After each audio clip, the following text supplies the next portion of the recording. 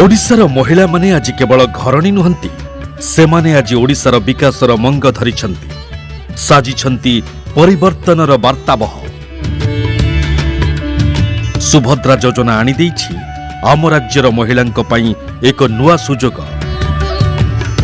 राज्यर 1 कोटी अधिक महिलांकु 5 वर्षरे 50,000 टंका नगद सहायता प्रदान करुछंती लोकंक सरकार। आज छोट उद्योग हेउ किंबा शिक्षा और स्वास्थ्य सेवा खर्च महिलांक जीवन रे उन्नति आनिछि एही योजना। नारी शक्तिंक स्वप्नर डेणाकु सशक्त करिछंती लोकंक मुख्यमंत्री श्री मोहन चरण माझी।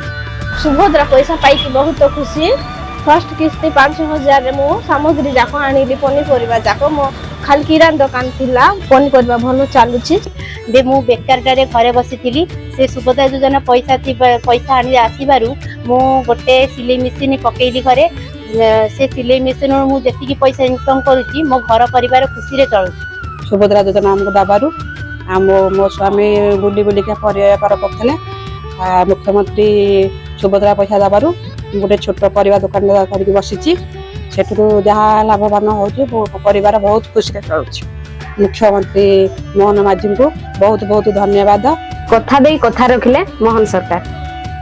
केवल एतिकी नुहे, राज्यर 17 लाख रु अधिक महिला एबे लक्षपति दीदी। सरकारंक सहायता बलरे एमाने वर्षकु लक्षाधिक टंका रोजगार करुछंती।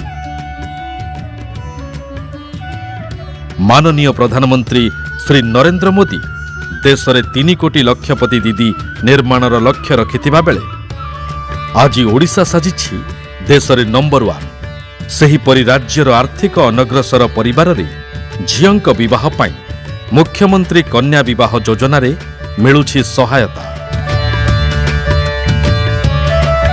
लोकंक सेवारे निरंतर काम करुछंती लोकंक मुख्यमंत्री और लोकंक सरकार। वर्ष उपलब्धि अनेक।